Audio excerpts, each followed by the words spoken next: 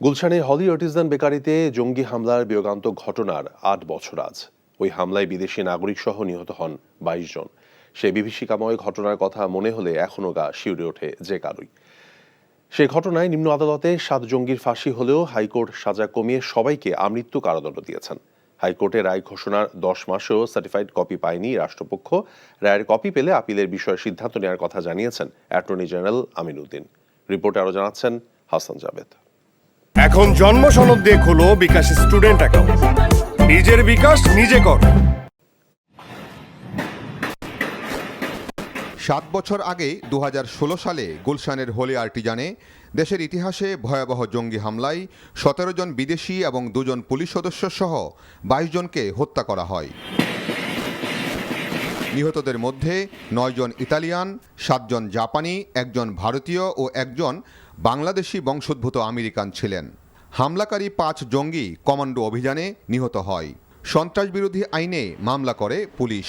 সেই মামলায় ২০১৯ সালের নভেম্বরে ৭ জঙ্গিকে মৃত্যুদণ্ড দেয় ঢাকার সন্ত্রাসবিরোধী বিশেষ ট্রাইব্যুনাল।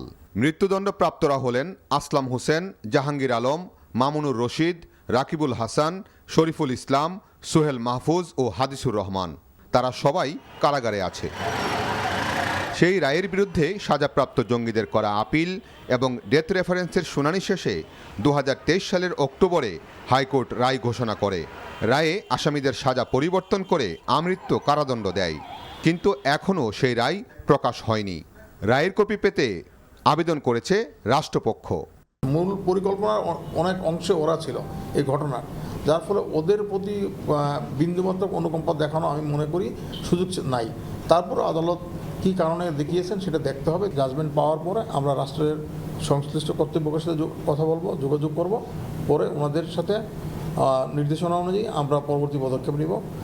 হোলি আর্টিজানের পর দেশে বড় ধরনের জঙ্গি হামলার ঘটনা ঘটেনি বলে জানান পুলিশের কাউন্টার টেরোরিজম ইউনিটের প্রধান। জঙ্গিদের বড় ধরনের হামলার সক্ষমতা নেই বলেও দাবি করেন তিনি। নতুন করে এরকম বড় হামলা বা নতুন করে তাদের সংগঠিত হওয়ার সেই সক্ষমতা এখন আর নাই বলে আমরা মনে করি। তারপরেও আমরা আমাদের দিক থেকে, যেহেতু তাদের সবচেয়ে বেশি অ্যাক্টিভ হচ্ছে সাইবার স্পেসে, তাদের রিক্রুটমেন্ট, তাদের প্রচারণা, তাদের ট্রেনিং, নিজেদের মধ্যে ট্রেনিং মডিউল শেয়ার করা, সব কিছুই সে সাইবার স্পেস নির্ভর। এখন এই স্পেসে আমরা সর্বাধিক গুরুত্ব দিয়ে আমরা কাজ শুরু করছি। জঙ্গিবাদে জড়িয়ে বহু সম্ভাবনাময় তরুণ নিজেদের জীবন ধ্বংস করেছে জানিয়ে অভিভাবকদের তাদের সন্তানদের গতিবিধির দিকে নজর রাখার পরামর্শ এই কর্মকর্তার। Hasan Jabed, NTV news, Dhaka.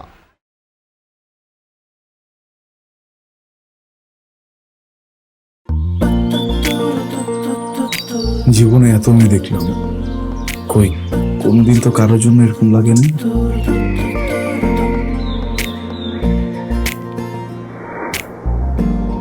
কে এটা? এত মায়া। কেমন আছেন আঙ্কেল? কোন দিক দিয়ে দেখে আমার আঙ্কেল মনে হয়? আরে আপনি আমার মামার ফ্রেন্ড না? কোন মামার ফ্রেন্ড? শামীম মামা। শামীম মামা। আস্তাগফিরুল্লাহ। কি করছিস তুই? এটা আমার ভাগ্নি মায়া। আমি নাই মামা। Thank you uncle. এই আগে জানলে আমি জীবনও স্বামীর সাথে মিশতাম না। জীবনের প্রথম একটা আমি ভালো লাগলো, সেটা নাকি বন্ধুর ভাগ্নি।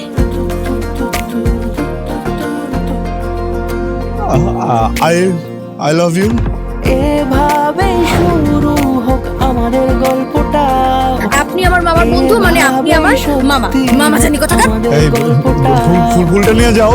এভাবে শুরু হোক আমাদের গল্পটা। বাবাজান, আমার বোন আপনার ভাগ্নি, এটাই বাস্তবতা। এই বাস্তবতা মানি না, তাহলে আমি ওর সাথে বন্ধুত্ব রাখবো না। কি রে তুই খারার উপরে পল্টি লই লাইতেছ? জুতা দে মুতরে।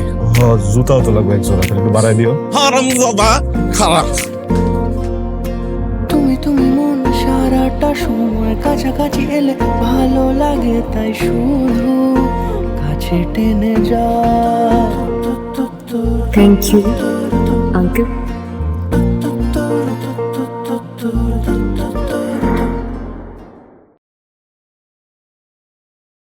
এখন জন্ম সনদ দিয়ে খোলো বিকাশ স্টুডেন্ট অ্যাকাউন্ট। নিজের বিকাশ নিজে কর।